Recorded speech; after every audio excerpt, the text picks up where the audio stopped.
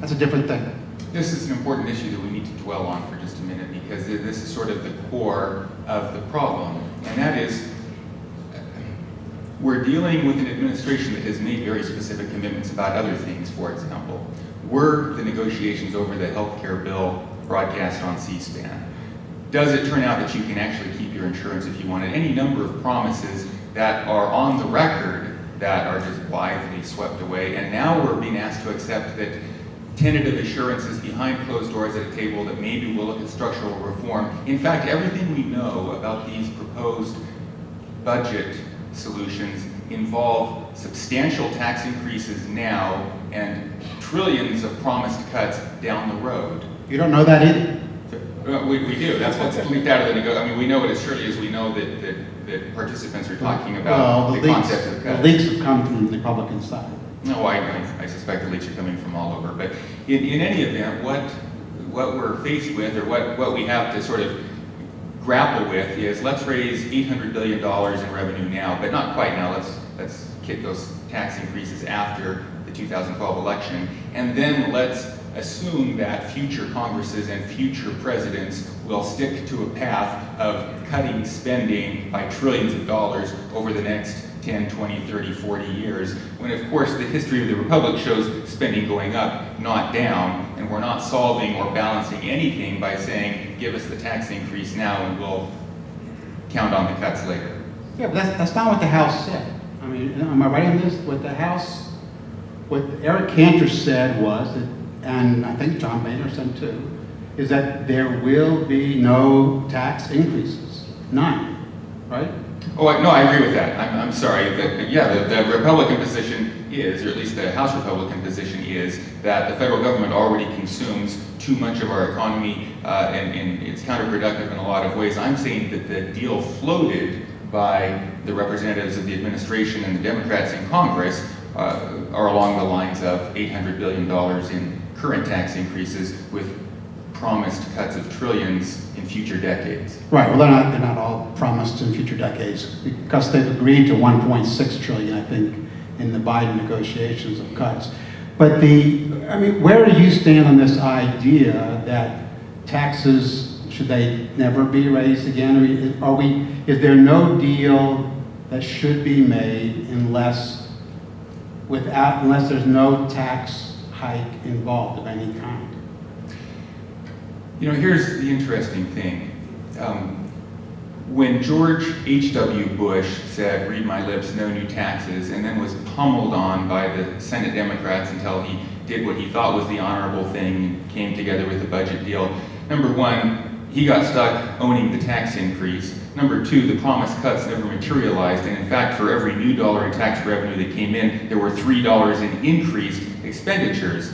So I think it's plenty reasonable in light of history and in light of the path of the federal budget for House Republicans to say, no tax increases, government sucks enough out of our economy. There are not liberal or conservative economists who will recommend tax increases in a recession. In fact, President Obama, in a town hall meeting, responding to a question from a constituent, said, well, that's right, you don't generally want to raise taxes in a recession, and we've got the economics right, we haven't raised taxes. There is no good reason that we should even be discussing raising taxes now, except that the occasion of raising the debt ceiling is somehow a point of leverage for the president and the media to say, crisis, crisis, we need to raise taxes. Well, the crisis was created by a new administration that came in and hit the accelerator on spending like no one ever has in the history of the Republic. Well, the crisis, as I wrote, and the first time I wrote about it, in which I did write about the fact that the creditors would be paid. In the very first column I ever wrote about this, so just for the record. But the crisis I wrote then was a phony baloney crisis, which it is. It's not a crisis. It's only a crisis if we don't meet the debt ceiling. And the crisis is real. I mean, it's real. It's not, don't trust me. I got a B- in economics, and that was only because I could spell Keynesian. I mean, I couldn't say it, but I could spell it. And we go to Bruce Bartlett, who was there when Ronald Reagan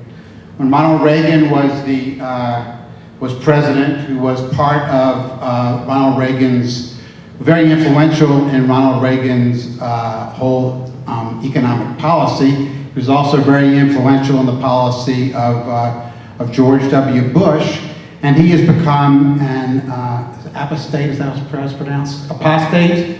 An apostate. I'm a writer, not a talker. So he has said that the debt limit is not an effective way to control spending, that what it does is make, if you let the debt limit, if you don't let the debt limit rise, the treasury bonds will go up, treasury bonds will go up, the debt will cost you more, not less. That's his point one. He says it's about 5 myths about the debt ceiling. Point 2 is opposition to raising the debt limit as a partisan issue. Of course, whoever is president, the opposite party opposes raising the debt limit. This has been historic. George Bush raised the debt limit 7 times. I think Ronald Reagan raised it 17 times. The opposition party always says it's going to be a disaster. The party in power always holds its nose and votes yes. Nobody wants to raise the debt limit, or certainly nobody wants to be on the record as voting for raising the debt limit. Here's his one of his biggest points, which is that you don't raise taxes during a recession. Well, Ronald Reagan raised taxes during a recession in 1983. And he had cut taxes in 1982, and he came back. I think he raised taxes, I think the line is 11 times. The Democratic Congress raised taxes, and he didn't veto them. But the economy, of course, took off. Bill Clinton raised taxes, and he's the greatest job producer, or during his presidency. I think presidents get way too much credit for job production, generally speaking. But during his presidency, he was the greatest job producer since World War II. 23.1 million jobs were created during his presidency. 3.0 million were created during George W. Bush's presidency. And Bush was the worst. And again, I think presidents probably get too much credit and too much blame for jobs going up. I think different things happened. There was the dot-com boom during Clinton. There was, the collapse of the paying for 2 wars. I mean, you could blame that on Bush. I was against certainly the Iraq War, and paying for them off budget didn't help. But nobody can say exactly why jobs get created or why jobs don't get created. But part of the big argument right now against taxing the wealthy or raising tax on the wealthy back to Clinton era rates is that you shouldn't tax the job creators. And that's a logical thing to say. It seems logical and it sounds logical unless you look at the numbers.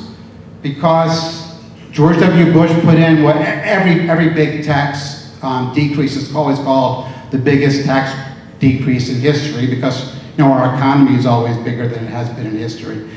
But he decreased the tax rate significantly, and he had a terrible jobs record. Bill Clinton raised taxes, had a great jobs record. So to simply say that taxing the job creators is going to stop job creation in this country. We've had terrible job creation in this country for a decade. I want to just pop in here because Mike, you said a lot of things. And Sean, I want to point this back to you. We can talk about taxes, obviously, but I want you to address what I think Mike is saying in talking about Republicans raising the debt ceiling 7 times under George Bush. Your argument at the beginning of this was that conditions are different now. And what Mike is saying, I think, is that the only thing that's different is the party that's in power, and that this is a political thing. Defend this position against that charge, specifically, that this is politically motivated, and that, as Mike said, this anti-tax ideology has become religion, where that's really what's driving this. I made the point that conditions are different now, and I would support that with a number of observations. Number one, the federal government consumes a higher percentage of our gross domestic product, of our national wealth, than at any point in history since World War II. Obviously, World War II was an existential battle against global foes. Now, Barack Obama came into office facing a severe economic crisis, and his proposal to respond to that crisis was a massive borrowing and spending binge. The results are in, and they're bad. But he proposes to maintain those extravagant levels of spending, indeed increase them into the distant horizon. I've tried. He's going to increase them into the distant horizon. So conditions are different one way in that our government is running with a huge overhead tax burden and spending percentage almost unprecedented in history, except during the Battle of World War II. The reasons given for it fall apart when you look at the results. Joblessness is up under Barack Obama. Economic growth is down under Barack Obama. The stimulus didn't work. The economy is not turning around. It's different for another reason. People see the fire starting. People see the European Union running out of money and resources and recognizing that it can't afford its welfare state forever. Europe is turning back to more affordable policies and strategies and looking at restructuring, and we have a president who's 20 or 30 years behind the global curve and wants to push the United States in that direction. That is another difference. Another difference is, and this isn't just Democrats' fault, this is Republicans' fault too. George Bush was domestically a big spender. Government has lost its self-restraint. Politicians put re-election first, promise and spend and try and buy re-election, and that's why we have the growth curve of government spending that we do, and people recognize that the holiday can't last forever. You've got the Tea Party movement, you've got just a lot of uninvolved, concerned citizens who recognize we're running out of money, and they wake up, they participate in elections, they go to town hall meetings, they shake their fist at the federal takeover of healthcare, and a generation of new members of Congress run on these themes, get elected, and need to keep their promises and need to restore sound financial footing in this country. Does that respond to how things are different now? And Mike will be the judge of that, I guess. And Mike, I want to go back to you. Obviously, Yeah. you can address what Sean said, and I want you to talk also about the welfare state and whether you think that Democrats in the current administration have been far too, or have lacked the courage in a lot of instances to really address reforming entitlement spending. If that is sacrosanct with the Democratic Party, and if that's part of the reason that the country's in this situation. Yeah, let me tell you the theory I have, and this could be wrong, but I've written it so many times it's got to be right by now. There've been 3 consecutive wave elections, and with different results.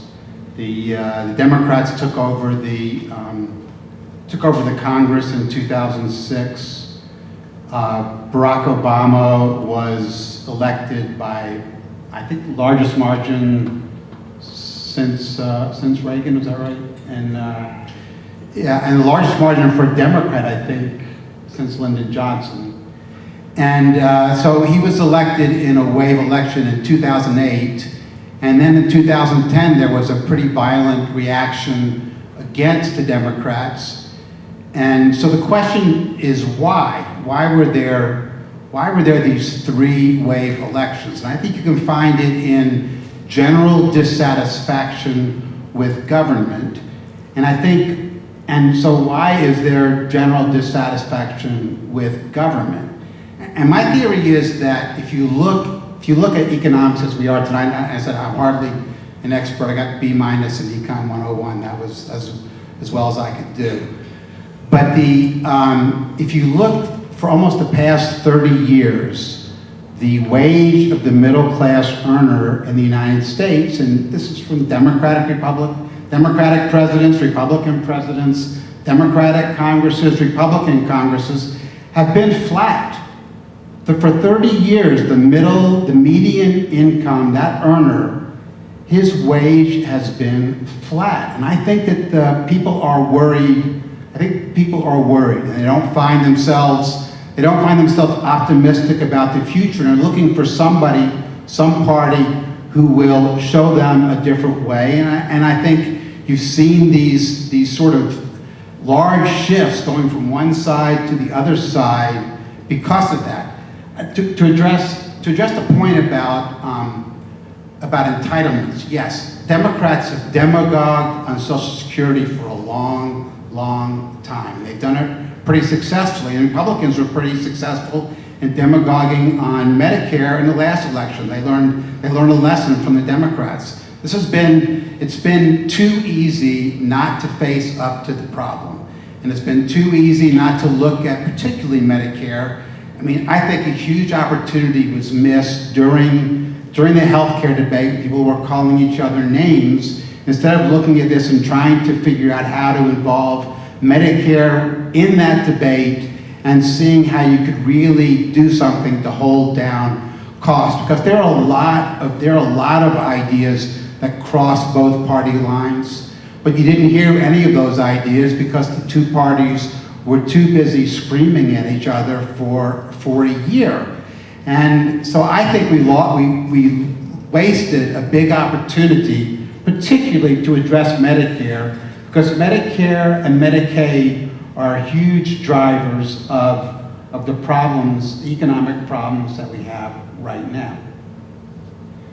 I need to address a few different issues and try and touch them all briefly. Responding to Mike's theory of what drives the wave, the 2008 election was a war-weary nation.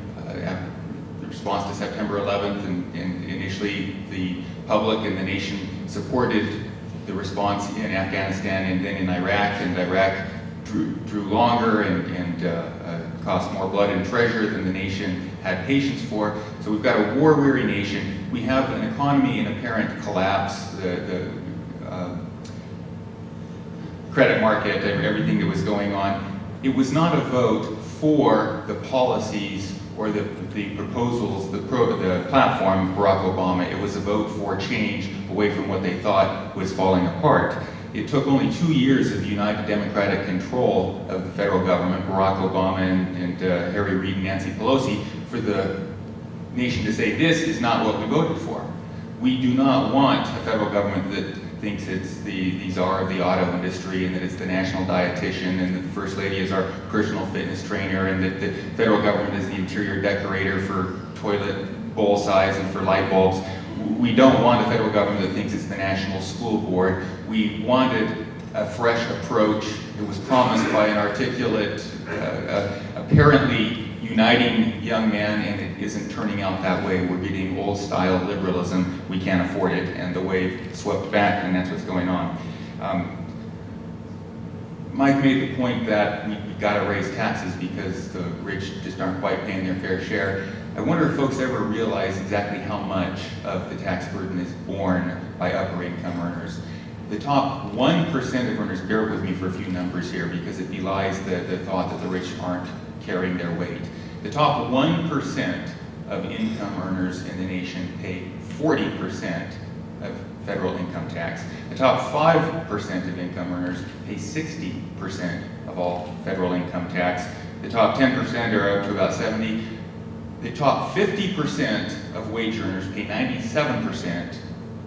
Top half of wage earners pay almost all federal income taxes, and the whole bottom half of wage earners pay 3%, or just a tiny fraction of all income taxes paid. My point being that we have a progressive income tax code, and the wealthy carry their weight, and then some more. And it's only class warfare and redistributionist theories that are more interested in social leveling than in maximum economic rational policy. I'm not interested in social level.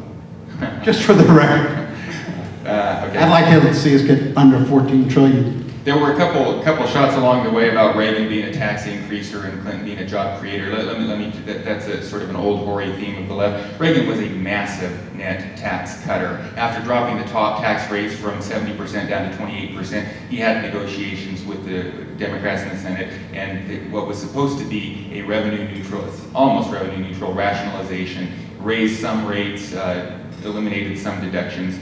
it's simply fiction to call Reagan a tax increaser. There were deals and bargains in which he raised some rates, but in the grand sweep of things, he massively lowered rates at the same time that he sparked an economic boom that massively increased revenues to the federal government. And finally, I didn't call him a tax raiser. I said he did raise some taxes, when now we say we'll never raise taxes. Okay. And then finally, the challenge for Republicans dealing with this budget issue is that Barack Obama is fundamentally unserious and uncredible about our fiscal problems.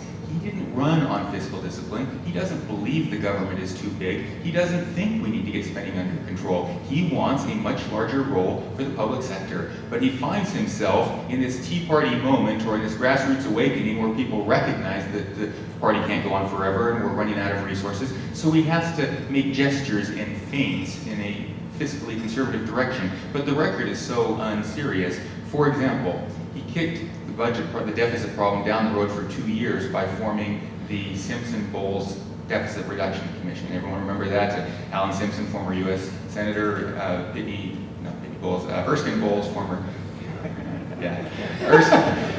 Pindy was his third cousin. former chief of staff and other things to Bill Clinton. So for 2 years he can say, well, we're working on it. The commission came out with its recommendations and he said they worked on it and ignored it. He proposed a budget this year that was so embarrassing that would have raised the deficit by trillions of dollars, and we just throw these numbers out, who knows what trillions of dollars is, that would have substantially increased our already desperate overspending problem that didn't draw one vote in the United States Senate. None of the Democrats voted for Barack Obama's budget. It went down 97-0 in the Senate. He gave a State of the Union address this year where he didn't mention the debt or the deficit problem until 35 minutes into his speech. Barack Obama is not about getting the size and scope and cost of government under control. He is playing a shadow game to deceive voters.